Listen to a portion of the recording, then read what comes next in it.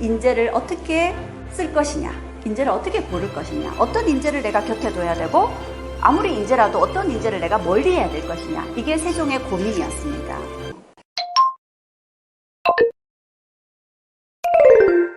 이 그림은 우리가 다 아는 세안도입니다. 국보이기도 하고요. 추사 김정희 선생의 그림입니다. 추사 김정희 선생이 제주도로 귀향 가게 되거든요. 귀향 중에서도 위리 안치라 그래서 울타리 바깥으로 못 벗어납니다. 그러니 얼마나 답답했겠어요.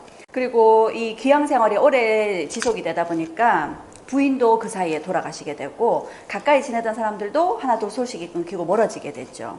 사실 풍토병에도 굉장히 시달리게 되는데 여기서 힘들고 외로운 시간을 보내게 됩니다. 믿었던 사람들이 하나 둘씩 떠나가는데 다행히 제자 이상적이라는 사람이 여전히 추사 김정희 선생에게 책도 보내주고 연락을 끊지 않고 있는 거예요. 그래서 그 제자에게 감사하는 마음과 자신이 외롭지만 잘 견디고 있다라는 마음으로 이 세안도를 그렸습니다. 이 그림에 보면 나무로 둘러싸여 있지만 이 집이 굉장히 외로워 보이죠. 세 그루는 잣나무고 하나는 소나무거든요. 근데 이 나무들의 공통점이 정말 추워져 봐야 이 나무들이 잘 버티고 있다는 게 보여집니다. 세안이라는 말이 가장 추운 때를 얘기를 하거든요. 그러니까 내 인생에서도 가장 추운 이때를 나는 잘 견디고 있다. 그런 의미로 추사 김정희 선생의 마음을 들여다봤고, 이런 정신이 어떻게 보면 굴하지 않는 선비정신의 표상이 아닌가 해서 표지 그림으로 한번 실어봤습니다. 제가 재밌는 얘기를 하나 드리도록 하겠습니다. 우리 형벌 중에 팽형이라는 형벌이 있다고 들어보셨는가요? 안 들어보셨죠, 그쵸? 팽형의 팽자가 삶을 팽자입니다. 삶아 죽이는 형벌이라는 얘기죠. 우리 역사에서는 이 형벌이 실제로 삶아 죽이는 형벌은 아니었어요. 근데 중국 같은 경우는 실제 삶아 죽였다고 얘기를 합니다. 근데 우리 벌에서는 팽형은 아무에게나 집행되는 형벌이 아니라 특정 계층에게만 이 형벌이 가해집니다. 어떤 계층이냐면 관료에게만, 관직에 있는 사람만 이 벌을 받을 수가 있어요. 관직에 있는 사람들 중에서 부정을 저질렀다든지 뇌물을 받았다든지 이런 관리로서 관리의 체면에 맞지 않는 잘못을 저질렀던 관료들에게 팽형이 언도가 됩니다. 근데 이 팽형은 어떻게 집행이 이루어지냐면 관리가 이렇게 잘못을 저지르면 안 된다라는 걸 많은 사람들에게 보여줘야 돼요. 그래서 최대한 많은 사람들이 볼 수 있게끔 다리 위에서 집행을 합니다. 다리 위에서 집행을 하면 양쪽으로 다 볼 수가 있겠죠. 그래서 다리 위에 가마솥을 설치해두고 죄인을 데려옵니다. 그리고 이 가마솥에 불을 떼는 척을 해요. 척은 불을 떼는데 물을 팔팔 끓이는 게 아니라 미지근하게 합니다. 그리고 죄인을 데려와서 가마솥에 넣어요. 그리고 이 죄인이 가마솥에서 끄집어내질 때에는 스스로 걸어 나오는 게 아니라 죽은 채 해야 됩니다. 그리고 가족들이 직접 이 죽은 사람의 장례를 치르기 위해서 상여까지 다 준비를 해와요. 그리고 이 죽은 시신을 상여에 싣고 묻으러 갑니다. 산으로 가요. 그리고 산에다 묻는 척을 하고 집으로 데려오는 거죠. 그리고 그때부터 이 사람은 족보에서 죽은 사람이 되는 거죠. 몸은 살아있으되 사회적으로는 죽은 사람이 되는 거예요. 그러니 친구들이 이 사람을 찾아올 수도 없을 거고요. 이 사람이 갑갑해서 바깥을 나가면 죽은 자가 왜 돌아다니느냐 하면서 사람들이 뭐라 하겠죠. 죽은 자니까 사람들이 이 사람한테는 아는 체를 안 합니다. 쉽게 얘기하면 투명인간 취급을 하는 거죠. 그래서 사회적으로 완전히 매장을 시키는 명예형벌이라고 볼 수 있는 거죠. 근데 만약에 이 사람이 젊은 사람이었고 몸이 살아있으니까 집에서 부인과의 사이에 자식을 낳을 수도 있잖아요. 그럼 그 자식은 태어날 수 없는 자식이죠. 그러니까 그 자식은 태어날 수 없는 자식이기 때문에 호적에 오르지도 못합니다. 이렇게 철저하게 사회적으로 그 사람을 매장을 시키는 거죠. 이게 바로 팽형이었습니다. 팽형을 언도받은 사람이 누군가의 모함으로 이런 형벌을 받게 될 수도 있잖아요. 그런 경우에는 이 사람이 자신이 이 팽형을 받을지 말지 선택을 할 수가 있습니다. 팽형을 받지 않고 다른 선택을 한다면 선택은 하나밖에 없어요. 자결. 근데 만약에 이 사람이 누군가의 모함에 의해서 억울하게 벌을 받은 거다, 이게 밝혀지게 되면 자결을 한 경우에는 이 사람의 명예회복을 시켜줍니다. 그런데 팽형을 선택한 경우에는 잘못이 아니었음이 밝혀지더라도 명예회복이 안 돼요. 왜 그럴까요? 그만큼 선비들의 명예, 선비정신을 지키라는 거죠. 남이 모함을 했더라도 누군가에게 모함하게끔 만든 잘못이 있다는 겁니다. 그래서 자신의 행동에 모든 면에서 책임을 지라는 거죠. 이게 바로 조선의 관료들에게만 행해졌던 팽형입니다. 실제로 신체적인 형벌이 가해지는 게 아니라 사회적인 형벌이지만 어떻게 보면 이 형벌이 사회에 미치는 영향이 가장 컸을 것이고요. 지금 우리 관료 사회에도 시사하는 바가 크지 않을까 싶습니다. 이런 조선의 관료들 그리고 조선을 이끌어갔던 선비들의 이야기 한번 살펴보도록 하겠습니다. 첫 번째 우리가 살펴볼 인물, 조선의 청백리라고 하는 황희와 맹사성의 이야기입니다. 황희는 많이 들어보셨죠? 아주 청렴한 선비로 정평이 나 있습니다. 황희와 맹사성이 공통점이 조선이 들어서고 나서 태조, 정종, 태종, 세종까지 4대 왕을 모셨던 인물들이고요. 특히 황희 같은 경우에는 50여 년의 관료로서 재직하는 동안 무려 24년을 재상을 역임을 했습니다. 그리고 그 중에 18년을 계속 영의정만 하신 거죠. 그래서 아주 독보적인 정승이라고 볼 수 있는 거죠. 근데 황희 같은 경우에는 이런 이야기가 있어요. 사실 이들이 다 고려말 출신입니다. 고려말에 벌써 과거에 급제를 했던 인물들이거든요. 근데 고려가 망하게 되고 조선이 들어서게 되면서 고려에 대한 충절을 지키고자 했던 선비들이 조선의 녹을 먹고 관료로 살지 않겠다 하면서 고려를 그리워하는 사람들이 한 동네에 모이기 시작합니다. 그 동네가 두문동이라는 동네였어요. 두문동으로 사람들이 모여드니까 조선 입장에서는 그런 민심이 자꾸 퍼져나가면 득이 될 게 없죠. 그래서 두문동에 불을 지르게 됩니다. 그런데 일부는 불을 피해서 나왔지만 여전히 70여 명이 거기서 끝까지 고려에 대한 의리를 지키면서 다 죽었다 그러죠. 그래서 두문불출이라는 마을이 나오게 됐는데 황희 역시도 그 당시에 두문동에 들어갔었다 해요. 그런데 많은 사람들이 황희의 능력을 알아보고는 그래도 너는 나가서 세상을 위해서 능력을 펼쳐라 해서 나오게 되었고 결국 조선에서 관료 생활을 하게 됩니다. 황희 이야기부터 좀 나눠보자면요. 황희 정승과 관련된 재미있는 일화들이 있습니다. 황희 선생이 길을 가다가 농부가 소를 데리고 밭을 갈고 있었어요. 밭을 갈다가 이 농부가 잠시 쉬자 농부에게 가서 물어봤습니다. 검은 소하고 누렁소하고 누가 일을 더 잘하나요? 그랬더니 농부가 뭐라고 얘기했대요? 사실은 누렁소가 더 일을 잘합니다 라고 귓속말로 얘기를 해줬다 그러죠. 그러자 황희 선생이 그게 뭐 그렇게 대단한 이야기라고 귓속말로 얘기를 합니까? 그랬더니 이 농부가 이렇게 얘기를 합니다. 동물들도 자신에 대해서 나쁜 얘기를 하면 기분이 상할 거다. 내가 끄는 대로 이들이 밭을 갈고 내가 이끄는 대로 따른다. 이들이 정말 말을 못 알아듣는다고 어찌 장담을 할 거냐. 이 소를 생각하면서 이렇게 귓속말로 얘기를 했다는 거죠.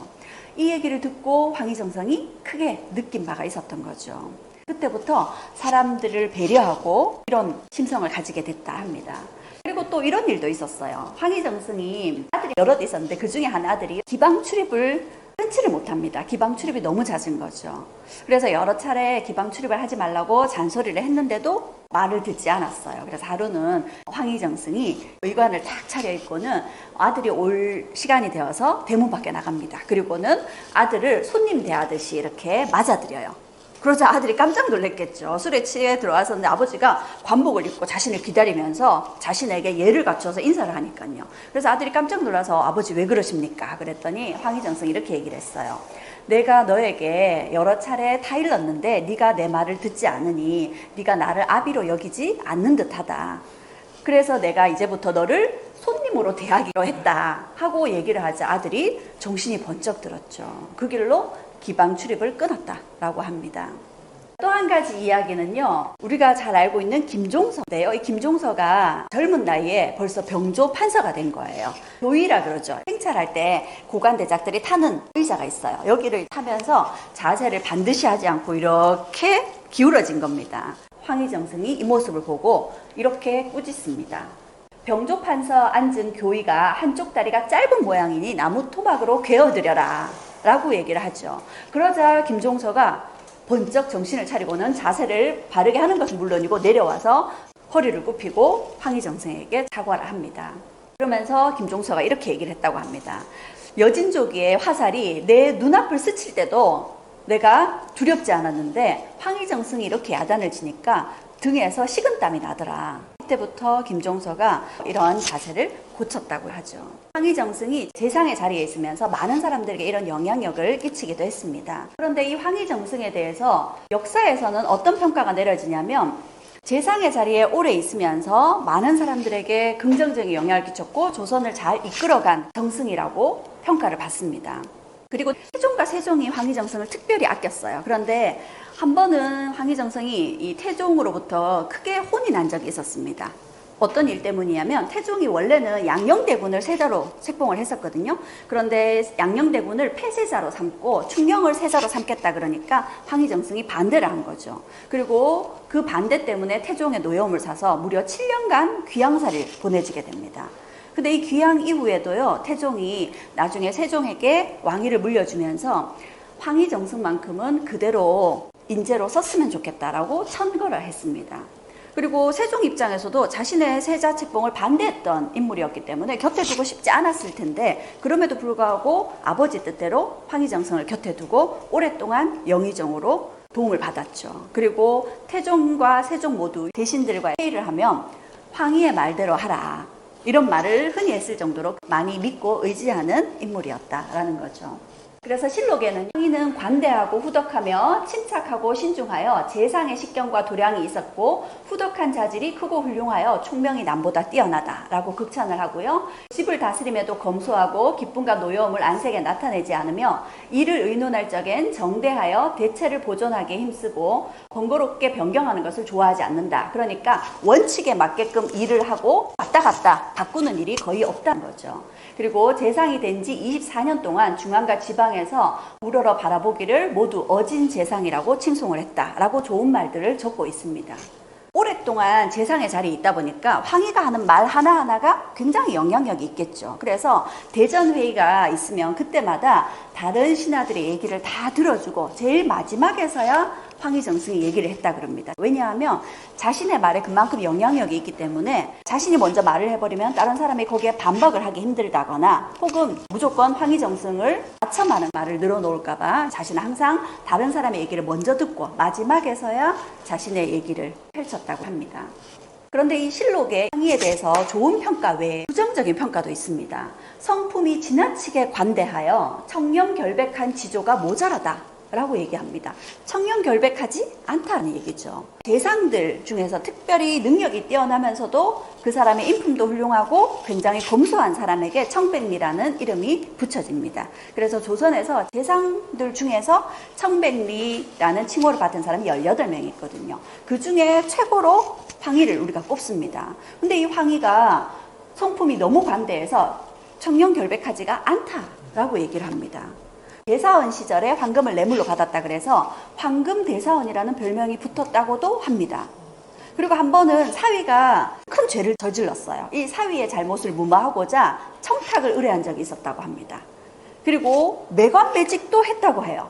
그리고 죄인의 형량을 돈을 받고 줄여줘서 자신의 재산을 불렸다. 이런 주장들이 있습니다. 그래서 실록에 황희에 대해서 부정축제를 하고 결코 청렴하지 않았다, 이런 기록이 있거든요. 이 기록에 대해서 우리가 어떻게 볼 거냐는 거죠. 분명히 실록에 기록이 돼 있으니까 이거를 사실로 봐야 된다는 사람들이 있고요. 실록은 세종이 죽고 나서 세종실록을 편찬을 했는데요. 이때 실록에 참여하는 사람들이 황희에 대해서 평가를 하면서 사관이 적은 내용 중에 이런 내용이 있었다는 거죠. 그래서 정말 황희가 이런 부정을 저질렀단 말인가? 믿을 수가 없다. 황금대사원이라고 혹은 매관매직을 했다고 나는 그런 말을 들은 적이 없는데 라는 반응들이 있었어요. 그렇다면 도대체 이 사관은 무엇을 가지고 이런 내용을 썼느냐라는 거죠. 그리고 특히 청산문은 뭐라고 얘기했냐면요, 이 내용이 여러 사관에서 나온 내용이 아니라 한 사람의 사관만 이런 내용을 적고 있다는 겁니다. 사관들이 평소에 적어놨던 사초를 바탕으로 해서 실록을 편찬하거든요. 그런데 이 이호문이라는 사람이 적은 사초를 보면 황희정승에 대해서 나쁜 얘기들이 막 적혀 있다는 거죠. 이 사람만 그렇게 적고 있다는 겁니다. 그런데 이 사람이 적은 황희에 대한 부정적인 내용이 이 사람이 사초로 적어놨던 그동안의 다른 내용들은 종이가 오래전에 적은 것처럼 누래져 있어요. 근데 황희에 대해서 부정적인 내용을 적은 이 부분만 종이가 새로 적은 것처럼 하얗다라는 거죠. 그래서 어쩌면 모함이 아니냐. 실제로 이호문이라는 사람이 부정을 저질러서 파직된 일이 있었는데 그때 당시 영의정이 황희였다는 거죠. 그래서 어쩌면 황희에 대해서 뭔가 억울함이 있어서 이렇게 나쁘게 적은 것이 아닌가. 그래서 황희에 대한 나쁜 내용을 빼야 되지 않겠느냐라는 논의가 있었습니다. 그런데 결론이 사관 한 사람일지라도 사관의 글은 넣었다 뺐다 함부로 할 수 없다. 한 사람의 의견이지만 넣는 것이 맞다 해서 이 실록에 황희정승이 청렴결백하지 않았다라는 내용이 들어가게 된 겁니다. 그래서 황희에 대해서 명확한 사실을 알 수가 없는데요. 실제 황희정승은 관직에 물러나면서는 파주에 방구정이라는 정자를 지어서, 방구정이라는 게요, 구자가 갈매기입니다. 갈매기와 더불어서 내가 노년을 편안하게 좀 쉬고 싶다. 왜냐하면 반려 생활을 54년을 했거든요. 그러니 마지막 남은 여생은 좀 편안하게 보내고 싶다라는 뜻으로 파주에 방구정을 지었다 그래요. 어쩌면 정승 자리에서 물러날 때에는 모든 거 다 내려놓고 정말 청백리의 마음으로 조용히 낙향해서 조용히 살고 싶었던 게 황희정승의 마음이 아니었을까. 우리가 방구정을 통해서 들여다볼 수 있을 겁니다. 근데 황희보다 더 청백리로 이름이 난 사람이 맹사성입니다. 맹사성은 어떤 인물이냐면 황희하고 동시대 인물인데요. 맹사성에게는 이런 이야기가 있었습니다. 맹사성이 낚시를 좋아했는데 동네에서 낚시를 해요. 어느 날은 강에 낚시를 하고 있는데 어떤 젊은 선비가 옷을 잘 차려입고 나타나서는 이렇게 얘기합니다. 물고기 잡아서 얼마나 법니까? 내가 그 10배를 줄 테니까 나를 업어서 이 강을 좀 건너게 해주시오. 내가 지금 새 옷을 입고 중요한 사람을 만나러 가는 길이기 때문에 옷을 적실 수가 없으니 강을 좀 건너주시오 라고 얘기를 해요. 그러자 맹사성이 이 사람을 업고 강을 건넜어요. 건너고 나서 누구를 만나러 가느냐라고 물었거든요. 그랬더니 이 젊은 선비가 자신의 부친의 친구분이 맹사성 정승이시다. 그래서 그분을 만나서 벼슬자리 하나를 청탁하려 간다라고 얘기를 한 거예요. 그랬더니 맹사성이 뭐라고 했겠어요? 내가 맹사성이다. 벼슬자리는 어림도 없다 라고 얘기를 했고요. 이 젊은 선비는 정말 부끄러워서 어쩔 줄 모르고 도망을 갔다라는 얘기가 있습니다. 보다 더 재미있는 얘기가요. 이 맹사성이 되게 청렴 결백한 인물이셨거든요. 그래서 먼 길을 갈 때도 절대 말을 안 탑니다. 소를 타요. 이 소를 타고 지방을 내려가거나 부모님을 뵈러 가거나 할 때마다 이 소를 타고 다닌 거였죠. 소를 타면 천천히 가게 되겠죠. 유유자적하면서 백성들의 살림도 살피면서 늘 피리를 불고 다녔다 그래요. 이분이 성리학자이기도 하면서 음악에 굉장히 조예가 있는 분이셨어요. 피리를 아주 잘 불었다 그러거든요. 그래서 이런 모습으로 항상 길을 다니셨다고 합니다. 그리고 이때는 마침 온양에 부모님을 뵈러 가는 길이었어요. 그런데 이 맹사성 정승이 온양으로 행차를 하신다라는 소문이 나면서 이 온양 가는 길목에 있는 고을의 수령들이 맹사성에게 잘 보이고자 길을 깨끗이 청소를 합니다. 그리고는 맹사성이 지나가길 기다리는데 아무리 기다려도 오질 않는 거예요. 그래서 기다리다가 심심해서 정자에서 술을 한잔 하고 있었습니다. 그런데 통행 금지시켜놓고 깨끗이 닦아놓은 이 길을 누추한 옷을 입은 할아버지가 소를 타고 지나가려고 그러는 거예요. 포졸들이 어떻게 했겠어요? 행차를 막았겠죠. 행차를 막자 이 맹사성이 뭐라고 얘기하냐면 내 갈 길을 내가 내 소를 타고 지나가는데 너희가 왜 막느냐 하면서 호통을 칩니다. 그러고 지나가려고 그래요. 그러자 이 포졸들이 원님한테 이 사실을 알려야 되니까 성함이 어떻게 되시냐라고 물었어요. 그랬더니 맹꼬불이라고 얘기를 해라 이렇게 얘기를 합니다. 그렇게 얘기를 하고 가던 길을 간 거예요. 포졸이 뒤늦게 수령에게 이 얘기를 했더니 수령이 그제서야 깨닫고 꼬부리의 고불이 맹사성의 호였거든요. 옛꼬자 붙여불자에서요. 그래서 뒤늦게야 깨닫고 급하게 이 맹사성을 쫓아가려다가 이 사또가 도장을 연못에서 급히 일어나다가 빠뜨려 버립니다. 그래서 그 연못을 그때부터 인친지라고 부르게 됐다 그래요. 이렇게 굉장히 소박한 삶을 사셨던 분이 맹사성이셨고요. 조선시대에 음악이 굉장히 발달했던 시기가 세종 때입니다. 원래 세종은 우리가 알기로 책을 좋아하는 분이셨죠. 근데 세종이 책을 좀 편집증적으로 심하게 읽었다 그럽니다. 그게 어떻게 보면 마음이 불안해서 책을 읽은 걸로 보여지기도 해요. 그래서 태종이 염려스러워서 세종에게 마음을 좀 진정을 시키라고 악기를 선물로 줬습니다. 왜냐 했더니 태종이란 임금이 왕자의 난으로 황제들을 죽이고 왕위를 차지했잖아요. 그러니까 세종 역시도 형님이 세자이니까 어쩌면 자신을 죽일 수도 있지 않을까, 그런 불안감이 있었던 거죠. 그래서 태종이 마음을 좀 편안하게 가지라고 악기를 선물로 줬고 그때부터 세종이 마음을 편히 가질 수 있게 됐다고 합니다. 그 인연 때문인지 세종이 왕위에 올라서도 우리나라의 음악을 새롭게 완성을 해보고자 했었어요. 우리 음악이 그 당시에 종묘에서 제사를 지낼 때도 음악과 함께 제사를 지내야 됐었거든요. 중국에서 들여온 아악이 있었고요. 우리나라의 전통적인 향악이 있었습니다. 세종이 박연이라는 인물에게 이 일을 맡겼는데 박연이 봤을 때는 조선이 중국을 섬기는 나라이기 때문에 중국의 음악을 그대로 우리 걸로 만들고 우리의 전통적인 향악을 버리려고 했어요. 근데 우리 세종이 누구냐 하면 우리말이 중국과 달라 백성이 편히 쓰지 못하기 때문에 훈민정음을 만들었다 그랬잖아요. 음악도 같다 하면서 이 맹사성에게 우리 음악도 잘 살리면서 조선의 음악을 한번 만들어 보라 했고, 맹사성이 그래서 박연을 설득해서 우리 음악을 토대로 해서 중국의 음악과 함께 조선의 음악을 완성하도록 했었습니다.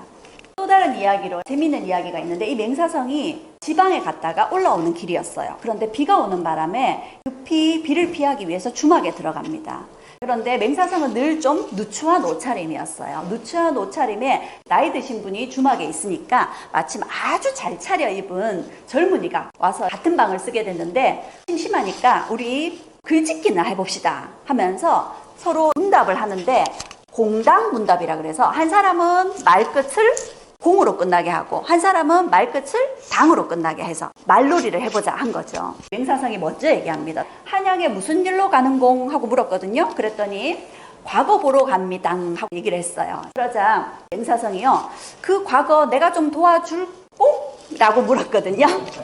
그러자 이 선비가 봤을 때는 누추한 그냥 시골 노인네겠거니 생각을 하고요, 말도 안 되는 소리당라고 얘기를 합니다. 그러면서 우습게 여겼어요. 그리고 나서 이 선비가 과거를 보러 갔고 다행히 과거에 합격을 했습니다. 그리고는 높은 대신들에게 인사를 하러 간 거죠. 그래서 인사를 하고 고개를 딱 드는데 이 맹사성 정승이 계신 거예요. 그러자 맹사성이 뭐라고 얘기했을까요? 그럴 겁니다. 그쵸? 뭐라고 얘기했냐면, 지금은 어떠신공라고 얘기를 했거든요. 그랬더니 납작 엎드려서 잘못했습니다이라고 얘기를 했답니다. 이렇게 공당 문답을 이 두 사람이 주고받았는데, 이런 경우에 맹사성이 이 젊은이를 좀 괘씸하게 여길 수가 있겠죠. 그런데 잘못을 뉘우치는 이 젊은이를 자기와 함께 일을 할 수 있도록 받아주고 잘 가르쳤다라고 얘기를 하죠. 맹사성이라는 인물은 이런 일화에서 굉장히 훌륭한 인물이다라는 게 느껴지는데요. 이 사람은 처음부터 이렇게 인품이 훌륭했을까요? 이 맹사성의 가문이 아주 또 뼈대 있는 가문입니다. 특히 맹사성의 부인의 할아버지가 우리가 잘 아는 고려 말의 최영 장군이세요.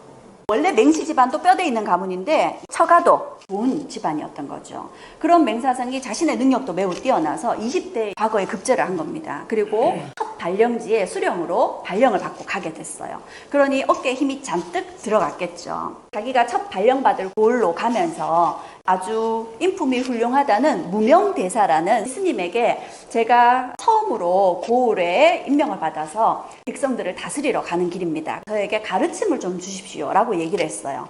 그랬더니 스님이 뭐라고 얘기하냐면요, 나쁜 짓 저지르지 말고 착하게 백성을 다스리면 된다, 이렇게 얘기를 합니다.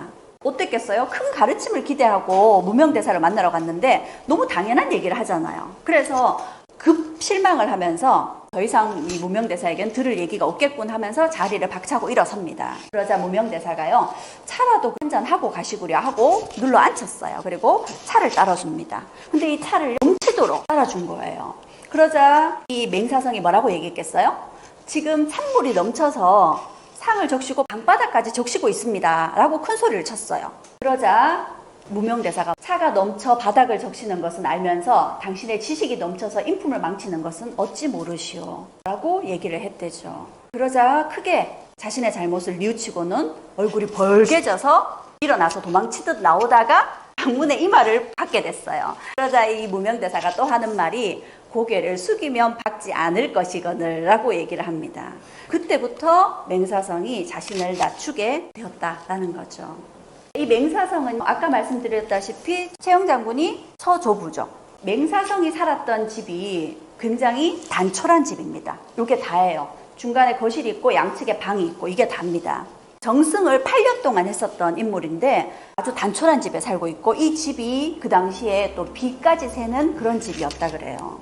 그러니까 굉장히 검소하게 살았던 인물이었던 거죠. 맹사성의 집이 이렇게 복원이 돼 있어요. 이 집이 거슬러 올라가자면 최영 장군이 맹사성에게 여기 와서 살아라 하고 남겨준 거라 그럽니다.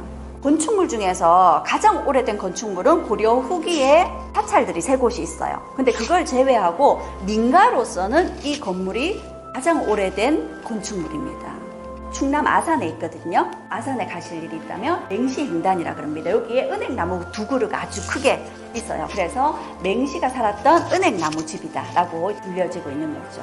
맹사성의 일화를 보면 맹사성이 굉장히 청렴결백하게 살았고 죽었을 때 이 집 한 칸과 피리 하나만 남겼다고 합니다. 황희와 함께 동시대를 살았지만 황희보다 어쩌면 더 청백리에 가까운 인물이 맹사성이다 라는 거죠.